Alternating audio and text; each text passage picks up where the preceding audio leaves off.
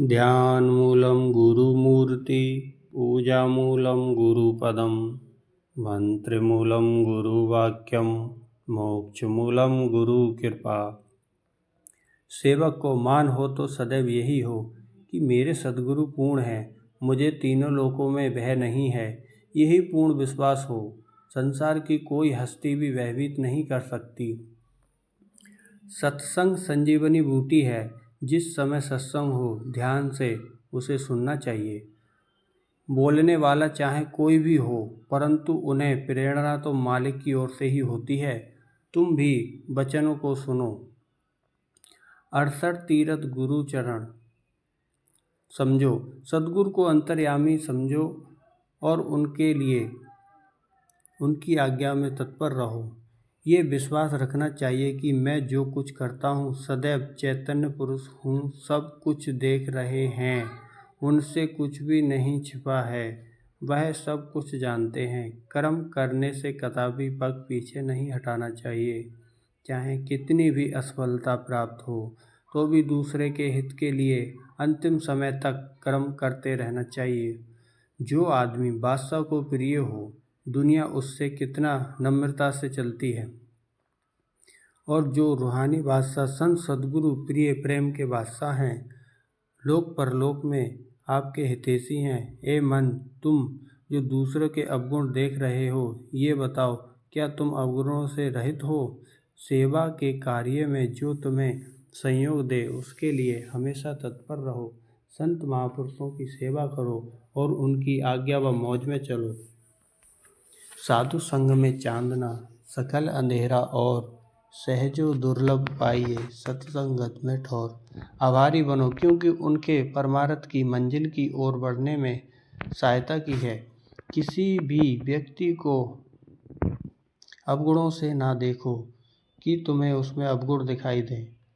देखना चाहिए, परंतु तुम्हारी तो ये आदत है कि यदि तुम में 100 गुण हों और एक अवगुण हो तो भी तुम उस एक गुण के लिए देखो, 100 अवगुण के लिए मत देखो। हृदय में उनके प्रति घृणा उत्पन्न कर लोगे, परंतु ये दृष्टि गलत है, इसे ठीक करो। मन की मति पर चलने कितने भी तीर्थ तप दान कर लो, पूर्ण सद्गुरु की आज्ञा में चलने से ही आपका कल्याण होगा। कबीरा खरा बाजार में मांगे सबसे कहर, ना काऊ से दोस्ती ना काऊ से बैर। कबीर मन निर्बल भया जैसे गंगा नीर, पाचे पाचे हरि फिरे कहें कबीर कबीर। जब भक्ति करते करते हमारा मन निर्मल हो जाता है तो हरि एवं स्वयं परमात्मा भी हमारे पीछे घूमते हैं, कहते हैं कबीर कबीर कबीर। अभिमान का मार्ग काल की ओर तथा नम्रता का मार्ग दयाल की ओर ले जाता है। गुरुमुखों की संगति खोज खोज कर करो और मनमुखों की संगति एक पल भी ना करो। संसार के भोग उन्हें भोगने से आत्मा रोगी हो जाती है। लोभ के वशीभूत होकर पाप और अनन्य ना करो। मालिक को सर्वव्यापक अंतर्यामी सर्वकाल समर्थ समझो।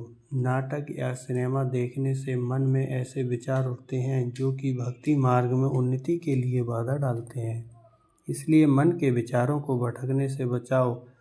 मालिक का ध्यान करो। उतार चढ़ाव तो आते रहते हैं भक्ति मार्ग में। संसारी वस्तुओं से हाथ चले जाए तो उसका दुख महसूस मत करो। कोई भला बुरा बोले तो तुम चुप रहो। अधिक नींद ना करो। प्रातःकाल शीघ्र उठो, भजन करो। मनुष्य को अच्छी शिक्षा जहाँ से भी मिले उसे ग्रहण कर लेनी चाहिए। यदि मन को जीतना चाहते हो तो इंद्रियों पर नियंत्रण करो। ममता त्यागो। मालिक की सेवा समझकर कार्य करोगे तो सदैव आनंदमय रहोगे। नियत को स्वच्छ एवं निर्मल रखो। किसी से छल कपट ना करो। यदि मालिक तुम्हें प्रेरणा दे कि भक्ति मार्ग में चलने वाले जीवों का कल्याण करो तो तुमको हमेशा उनके सहयोग में रहना चाहिए। अपनी आदतों और विकारों का दास बनकर यह मनुष्य स्वतः इनसे मुक्ति प्राप्त कर सकता है, यदि सौभाग्य इसे सद्गुरु की चरण शरण मिल जाए तब। गुरु की आज्ञा धुर से आई, जो है बहुत अमोलक भाई। गुरु की आज्ञा को सिरोधार करके मानो।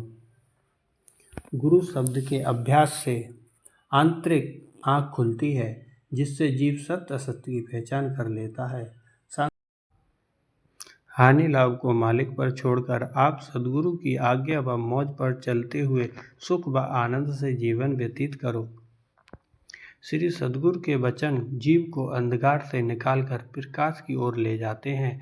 जैसे प्रकाश होने पर मनुष्य खड्डों में गिरने से बच जाता है, वैसे ही सद्गुरु के वचन पर आधारित मनुष्य माया के गर्त में गिरने से बच जाता है। मन सद्गुरु के वचन रूपी तार पर चलता है या नहीं, आठों याम यही चिंतन होना चाहिए। यदि इधर उधर विचलित हो जाता है तो उसे मोड़कर सीधे मार्ग पर लाओ। भक्ति मार्ग पर उन्नति करने के लिए अपनी आदतों का सुधार करना आवश्यक है। जो सद्गुरु के बताए हुए नियमों का पालन प्रतिदिन करने से अवश्य हो जाता है। कोई भी व्यक्ति ये ना समझे कि जितनी अधिक पूजा पाठ प्रतिष्ठा होती है उतना ही वह भक्तिवान है तथा आत्मिक उन्नति कर रहा है। यही बाहरी पूजा पाठ प्रतिष्ठा उसका मन प्रसन्न होता है तो ये ना समझो कि वह आत्मिक धन से भरपूर है। दूसरों से लड़ने की अपेक्षा अपने मन से लड़ो। आत्मिक बल द्वारा विकारों पर विजय प्राप्त करो। यदि एक वर्ष में एक विकार को भी जड़ से निकाल दिया तो तुम शक्तिशाली बन जाओगे। हमें नित्य प्रति आत्मिक उन्नति के लिए पुरुषार्थ करना चाहिए कि अल्प उन्नति देखकर तृप्त हो जाएं। संपूर्ण सुरती को जहाँ तहाँ से बटोर कर सद्गुरु के चरणों में लगाओ। प्रेम सहित सबसे बात करो, परंतु लापरवाही का वार्तालाप किसी से भी ना करो। सदैव सद्गुरु या उनके प्रिय सेवकों की संगति करो और मनमुखों से पृथक रहो। सद्गुरु दरबार की सेवा पूरा लाभ उठाओ तथा सद्गुरु की आज्ञा अनुसार नियमों का पालन करो। देश भ्रमण करने से या स्थान बदलने से मनुष्य को सुख नहीं मिलता जब तक मन के रुख को परिवर्तित करके सत्संग में ना लाया जाए। हमें अपने विचारों के अनुसार चलना अच्छा लगता है और सत्संगति में ऐसा अच्छा नहीं लगता जो इन्हीं विचारों की हो, किंतु आत्मिक उन्नति जब तक नहीं होती जब तक सद्गुरु समय के संत सद्गुरु द्वारा बताए हुए मार्ग पे ना चला जाए। बिना विचार किए बोलने से तुम चुप रहना सीखो। जिसका चित्त स्थिर है उसे शीत ग्रीष्म दुख लाभ हानि मान अपमान कोई भी छू नहीं सकता। एक बार यदि तुम बुरी आदत का शिकार हो गए या बुरी संगति में पड़ गए तो उससे छूटना बड़ा मुश्किल हो जाएगा। स्वयं को समझाओ और मन को जीतने के लिए इंद्रियों पर नियंत्रण करो। यदि ढीला छोड़ दोगे तो हानि हो जाएगी। ए मन, यदि तू रूहानी लाभ हानि को भली भांति जानता है तो विषय विकारों की तरफ कदापि ना जा। परंतु अफसोस कि तुझे उसकी पूर्ण जानकारी नहीं है। सद्गुरु को उसका पूर्ण ज्ञान है और उनसे तेरी हानि सहन नहीं होती। इसलिए कभी प्रेम में और कभी कठोरता से तुझे उस तरफ हटाते हैं। एक दिन आएगा कि तुम सद्गुरु को सच्चा सज्जन या मित्र समझकर दिल से उनका आभार मानोगे। निंदक और विरोधी तो साधक की साधना दृढ़ करने में सहायक हैं, क्योंकि वे उसे पाप एवं गलत कर्मों से बचाते हैं। अगर कठिनाइयाँ ना आए तो दिल में सच्ची या आतुर पुकार निकले